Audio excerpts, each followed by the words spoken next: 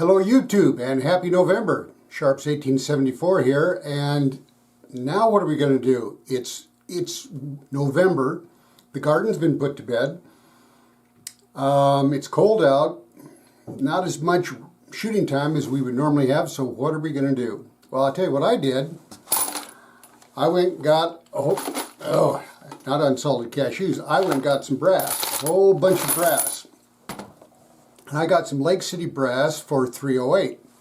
Now this is all military ammunition, and so there are some people who are concerned about how do you reload military brass. Well, first let's talk about the differences. So here we've got two.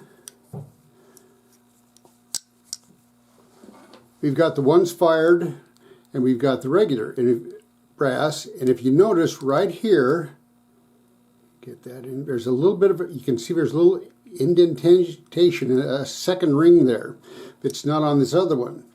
What that is, that's done from a crimping process. So the military says put the primer in and then hit it again with some pressure to make sure the primer won't come out. That becomes a problem for reloaders because it's easy enough to push the primer out, but the crimp is still there. Now, a lot of people have tried lots of things, and you can get online and you can find a tool made by some of the manufacturers which will actually go in and push that crimp out of the way. I didn't want to buy one of those tools, so I found a different way. So I'm not recommending this. I'm just going to show you what I did, and we'll go from there. So we need to change places in the shop, and be right back.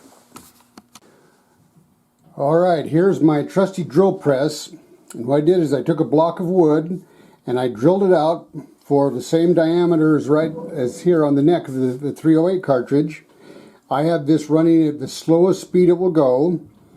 Warning, if you use a drill press, make sure that you read, understand, and follow all the safety precautions necessary for that drill press. Dangerous things can happen, things can go wrong. And when I said, all right, so after the disclaimer, and here again, I'm not recommending this to you, I'm just saying here's what I do. What I've done is I've set the stop, so this comes down only a certain distance, and it stops right about there. So let's just do a couple. And what I do is I just barely kiss it.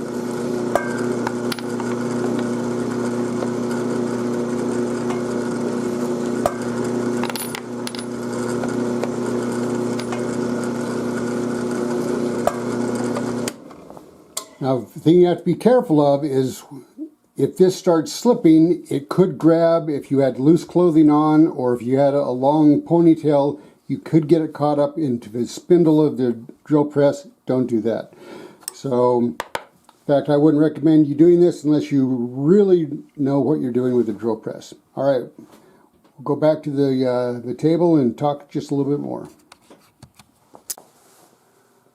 Okay, we're back from the drill press. Now, I'm not recommending you use the drill press method. I'm just showing you what I do.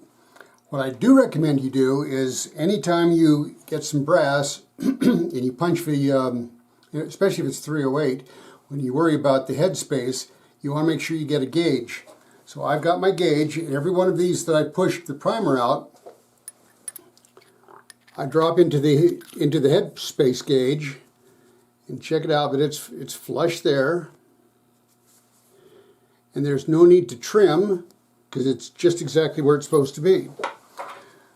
So once I have all my brass sized appropriately, and I'm finding about 10% needed to be resized. Most of these I could just use the neck sizing die that I have, and everything works great. But of the ones that I went to the drill press in, and I took the deburring tool, mounted it in the chuck, barely took the crimp out. I just pushed in 2 primers. So you can, there we go, look at that. So you can still see the mark but there was enough of a lead-in angle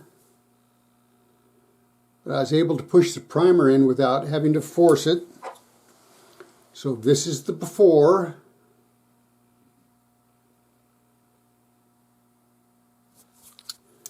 And this is the after the primer's been pushed in.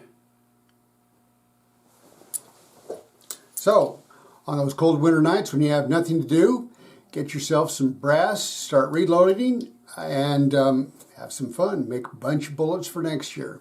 I'm Sharps 1874, and I thought you might like to know.